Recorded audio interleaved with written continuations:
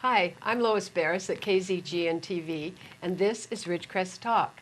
And today I'm talking with Ron Schiller, who is the Vice President of the Indian Wells Gem and Mineral Society. That is correct. I got it.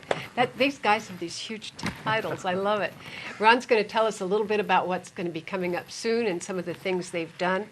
You are going to be having a show, is that correct? Yes, we are going to be having our annual Gem and Mineral Show. In fact, this will be our 60th show.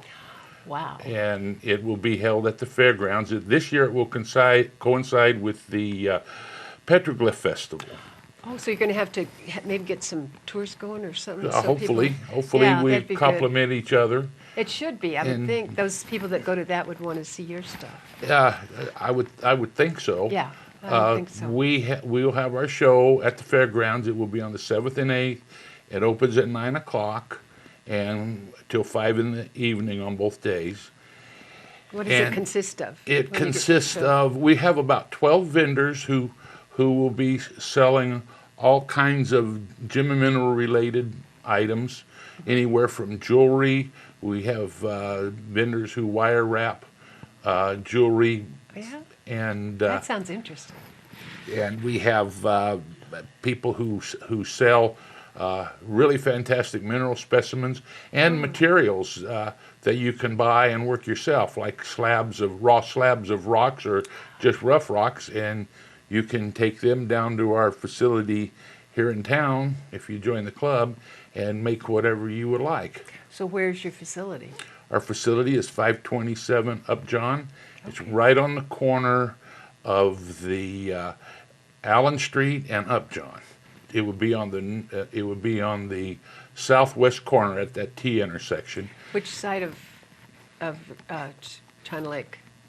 Was it east West or west? of China Lake. West. Okay. West of China Lake. So it's west. I couldn't Just remember where Allen was. It's one block west of Norma. Oh, okay. So it's at that next intersection west of Norma Street. Okay. And our facilities are open to all paid members. Okay. They must be a member for insurance to cover them. Oh, I would imagine. Yeah, Right. That's true. But in a part of the show on Sunday is that every year I lead a field trip out to our agate claim. And where's that? That's in the El Paso Mountains. We have an agate claim we've had for many years. And we will take people out there and let them fill up a couple 5-gallon buckets of agate. Agates. Wow. And it's a really, really nice agates. It's called Rainbow Ledge. It's a very well-known site. And it just has a wide array of colors. I was going to ask you, because agates come in several colors, but do you get all of them from your side? Just about any color. We actually call the jasp agate, which is a jasp agate is a jasper is the same thing as an agate, except agate's translucent. You can see light through agate, and a jasper is opaque but still colored. And so you'll find this material will have it mixed, where parts of it will be opaque and parts of it will be translucent.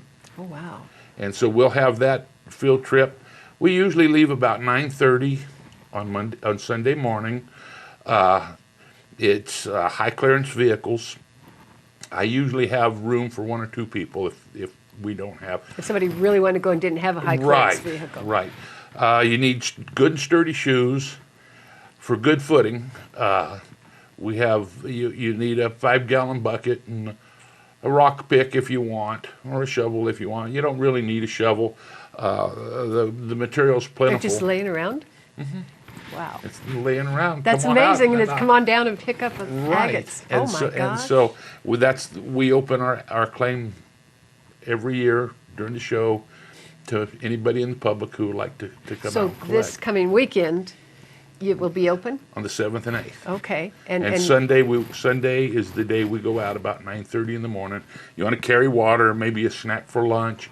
You want to be careful because it's loose ground, and we have had people slip and fall.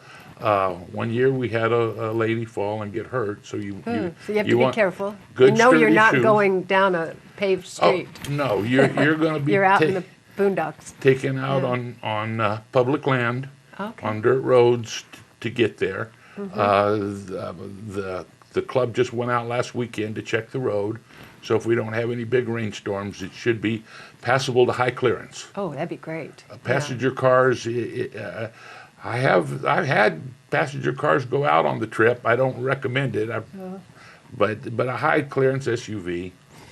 But there'll be all kinds of stuff to do at the show. At the show, Yeah. and also we have displays.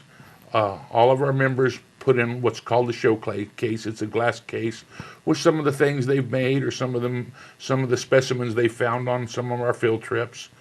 Are they just for show, or will they be selling? No, most those are just for show. They're just to show people what you can find. Right, what you can find and what you can do in our shop. So our shop, you can make anything from bookends to earrings. Wow. We have big flat laps for lapping large pieces flat and polishing, and we have fine offhand grinding wheels to do all the way down to tiny earrings if you want. Wow. So, and anything in between. We have a sphere machine if you want to make a sphere. Oh, that means round. Right, Yeah, a round okay. I thought ball that's out what of agate or jasper. Oh, how neat. And we have saws. We have diamond saws up to 2 feet. So if anybody was interested in this as a hobby or something, that they need to join a club. Sure. Because It's it's a right thing. there for them to use. They don't have to go out and buy it all for No, and themselves. that's one of the things that's pretty unique with our club. There's only a few clubs in California that has a full shop with all the equipment that you need. A lot of times they're just people that come together and talk about what they've got at home. And you go over there and do what you do. Right, it's all there. Yeah. Wow. Once you join the club, it costs you $1 a night to use the shop. Oh my gosh, that's not so bad. No, that's pretty awesome. That's isn't it? right, and then we have a nominal fee for cutting, because cutting wears the blades, and the blades are expensive, the diamond blades. So we're going to come back in just a little bit, but would you cut yourself, or would you do it for them if they didn't know how? Or We will do it for them, but that's Probably show something 'em else. how to do it. That's something else that's unique about our shop. Once you've gone through a short learning session, we allow everyone to use all the equipment. oh my gosh. A lot Okay, of the we're going to talk about that in just a minute. We're going to go to a break. We'll be right back in about 2 minutes.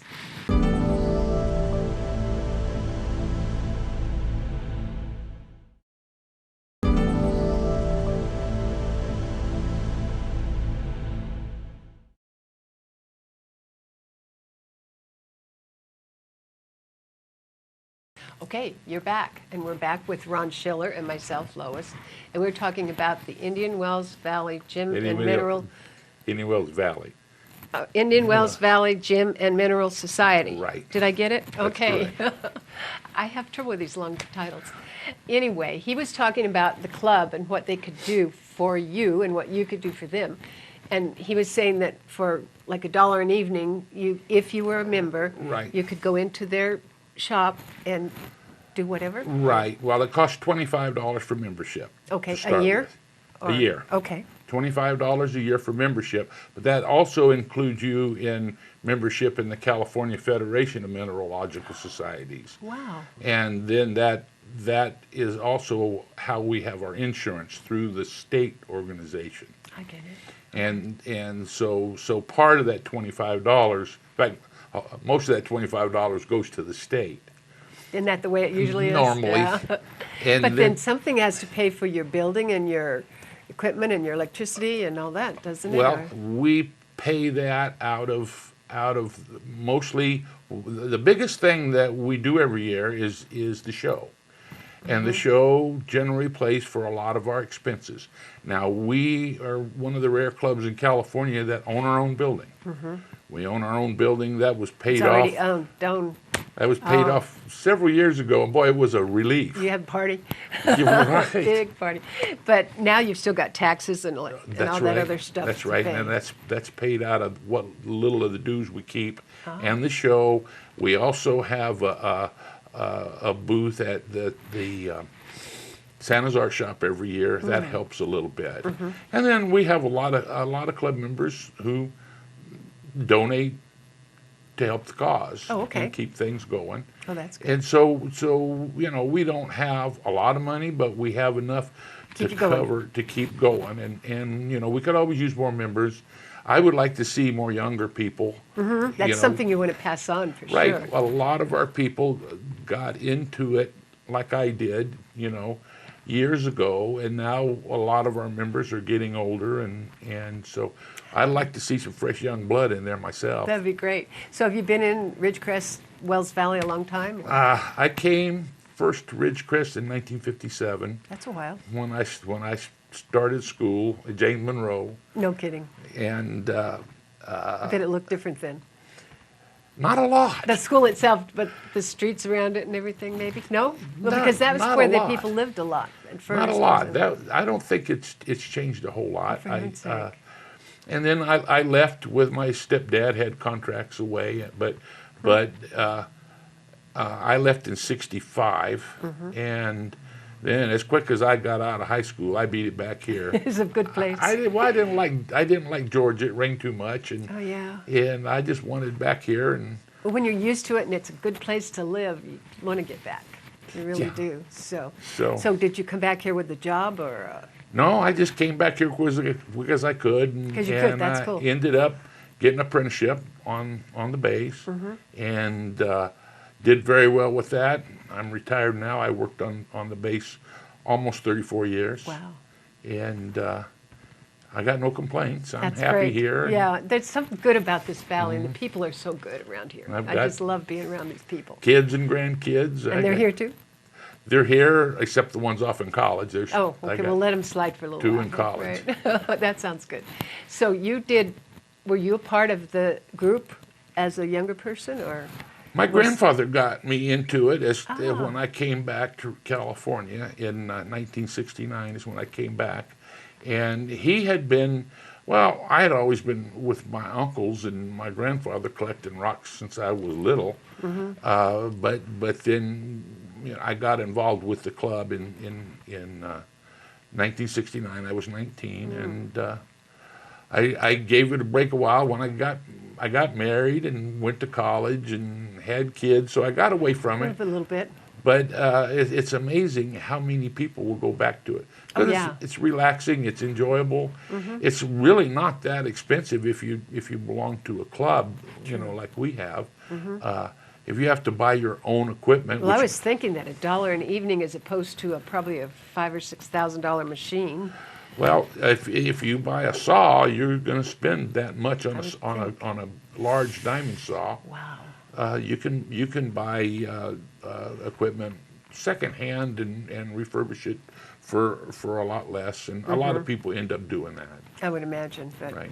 at least unless you got real good, and then you want the state-of-the-art stuff, Right. right?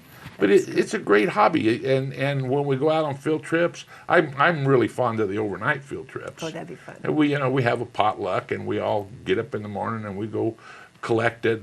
We'll pick a site where there's maybe 4 or 5 different collecting areas. East of okay. Barstow is just tons of places.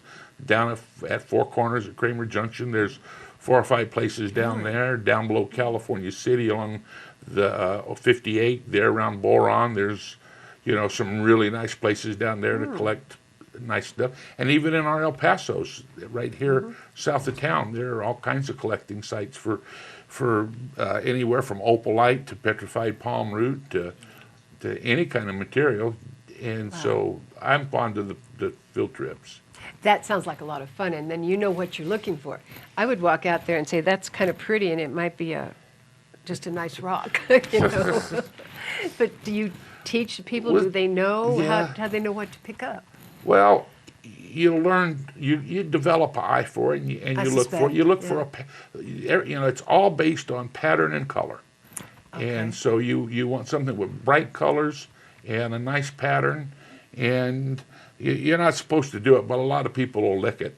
Oh, really? Yeah. See if there's any color under that Right, mud. yeah, right. We always tell people, Oh, don't lick the don't rocks. lick it. You might be sorry. But a lot of people carry a little spray bottle Oh. in our bucket. Well, that makes sense because they could be covered with sand or dirt or Right, something and you wouldn't be able right. to know. And it'll brighten it up and show you what it's going to look like when it's polished. That is so cool. So- And then they could take it home and do whatever they want to with it. Yeah, bring it to Yeah. the shop, and we'll show you how to make a cab out of it, or whatever you'd like. What, do you have to have permits to do these outings or? Nope. They No. just, it's open land and you can go Yeah, out on it's it? public land, administered mostly by the BLM. Okay. If you're on private land, you should have permission from the landowner, or if you're on somebody's claim, you need permission if you're on somebody's mineral claim. And you would know? Well, claim markers should be up on Okay, if you're okay. at a claim, and sometimes you'll be on private property, but you may not know it. Okay, we're going to go again. Okay. To break. We'll be right back and we'll talk a little bit more about private property, et cetera. We'll be back in about 2 minutes.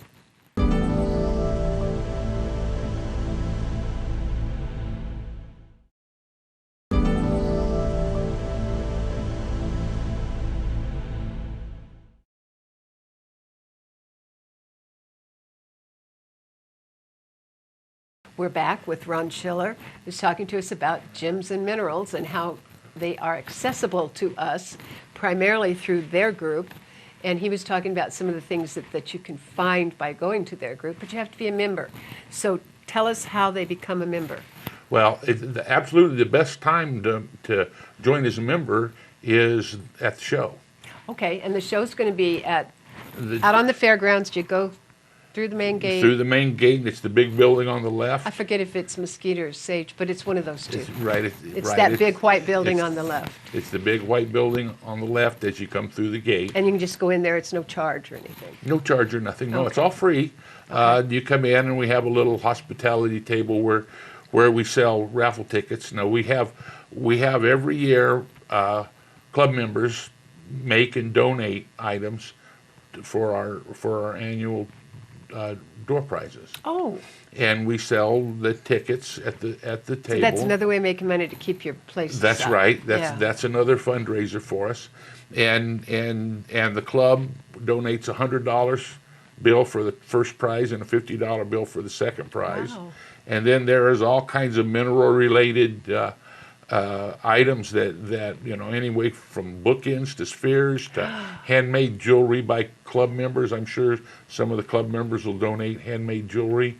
And so you just buy the tickets, and then we have a drawing, and we usually have, I don't know, anywhere from 30, 40 door prizes to That's fantastic. And it's 2 days, Saturday and Sunday. Saturday and Sunday, and the drawing is at the end of the show, And you're going to have a field trip for 2 days too? just the one. Oh, just the one Just the field one trip on on Sunday. Sunday. Right, Okay. and you don't have to be present To win the to prizes. door prizes, no. Oh, that's good. So No. we could go out, see what they've got Yeah. there, put your ticket in, and then they'll call you. Right. I like some of the door prizes better than the $100 bill. but- Yeah. Do you get a choice? Probably no, not. you don't. You just Darn have it. to take what you're drawn. Yeah, but you're right. Some of them are probably worth more.